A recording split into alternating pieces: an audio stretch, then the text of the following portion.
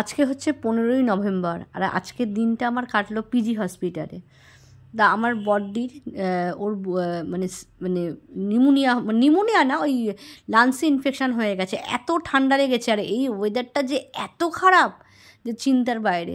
তা যাই হোক, আমাদের গতকালই রাত্রিবেলা লোকাল ডাক্তার বলেছিলেন যে ওকে হসপিটালাইজ করার জন্য। তা আমরা সকালবেলা, পরের দিনই সকালবেলা আজকে ওকে পিজিতে আউটডোরে দেখাতে নিয়ে এসেছি।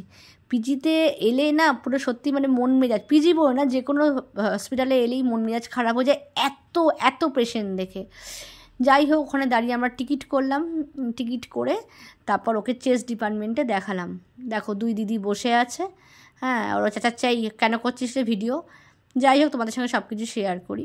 তা চেস্ট ডিপার্টমেন্টে দেখানোর পর ওকে 7 দিন ওষুধ দিয়েছে, ওষুধ দিয়ে কিছু টেস্ট করতেই আবার চেক আপে যাব। আর সব শেষে আমরা একটুখানি ধোসা খেলাম, এত খিদে পেয়েছে। এটা আমার বদ্দি, আর এ হচ্ছে আমার মেসদি। তোমরা সবাই চেনো আমার দিদিদের, তাও তোমাদের একবার আলাপ করিয়ে দিলাম যারা নতুন সাবস্ক্রাইবার আছো তাদের জন্য। আর কি, এখানে আমরা ধোসা খাচ্ছি, একটু ধোসা খেতে বসেছি। আর আমার বদ্দির না ভীষণ মনের জোর, হ্যাঁ, ও কিন্তু হেসে হেসে গল্প করছে, কিচ্ছু হয়নি করে, আর কেসে যাচ্ছে কন্টিনিউয়াসলি। যাই হোক, এবার আমরা বাড়ি যাব, সারা দিনের ব্যাপার। এই ধোসা চলে এসছে, ধোসা খেয়ে আমরা এবার বাড়ির দিকে যাব আর কি। সারাটা দিন পিজিতে কাটালাম, কাটিয়ে আমাদের বরাবরই পিজিতেই সব ট্রিটমেন্ট হয়। আমার মায়ের স্টেন বসেছে, বা আমার দিদিরও বড়দিরও 3টে স্টেন পিজিতেই বসেছে।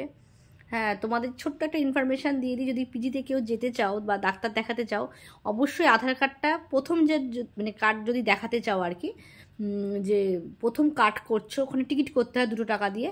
হ্যাঁ, 8:30টার মধ্যে পৌঁছে যেতে হয়, সকাল 8:30 থেকে 9টার মধ্যে পৌঁছে যাবে। যত তাড়াতাড়ি যাবে তত তাড়াতাড়ি, লাইন তো প্রচুর, মানে হাজার হাজার লাইন। হ্যাঁ, যত তাড়াতাড়ি যাবে সবচেয়ে সুবিধা। যদি মেট্রো স্টেশনে যাও তাহলে রবীন্দ্র সদনে নামবে, আর যারা যেভাবে আসবে তারা তো আসতেই পারবে।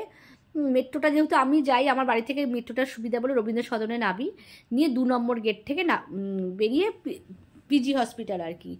আর যদি পিজি হসপিটালে কেউ দেখাও আর কি, প্রথমবার দেখাতলে অবশ্যই আধার কার্ডটা ক্যারি করবে। ওরা জাস্ট আধার কার্ডটা জেরক্স নিতে পারো বা অরিজিনাল নিতে পারো, নাম্বারটা দেখে, তারপর আধার কার্ডের নাম্বারটা দেখে তারপর ওরা নতুন কার্ড করে। একটু ঘোরা হয় অবশ্য ঠিকই, কারণ সরকারি হসপিটাল বলতে পিজি হচ্ছে বেস্ট। ওখানে এত আধুনিক যন্ত্রপাতি বা আছে, মানে যে কোনো রুগী মানে ওখানে সুস্থ হয়ে যায় আর কি। মানে আমি দেখেছি আর কি, আমার নিজের দেখা আর কি, আমার মা, দিদি, বা আমার কিছু বন্ধুবান্ধবও পিজিতে গেছে আর কি, ওরা ট্রিটমেন্টের জন্য গেছিলো।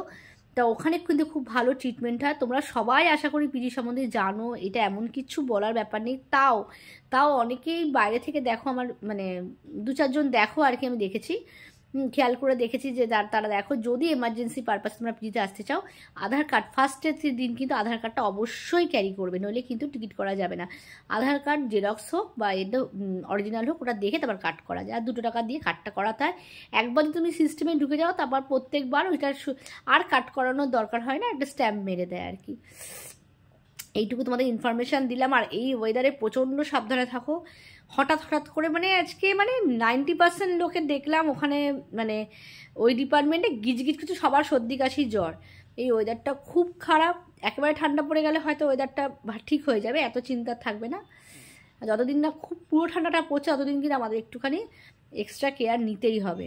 কারণ একবার যদি বুকে সর্দি বসে যায়, বা তখন নিউমোনিয়ার টান হয়ে যায়, বা লাংসে যেমন দিদির ইনফেকশান হয়েছে, তখন কিন্তু বেশ ঝামেলায় পড়া হয় আর কি।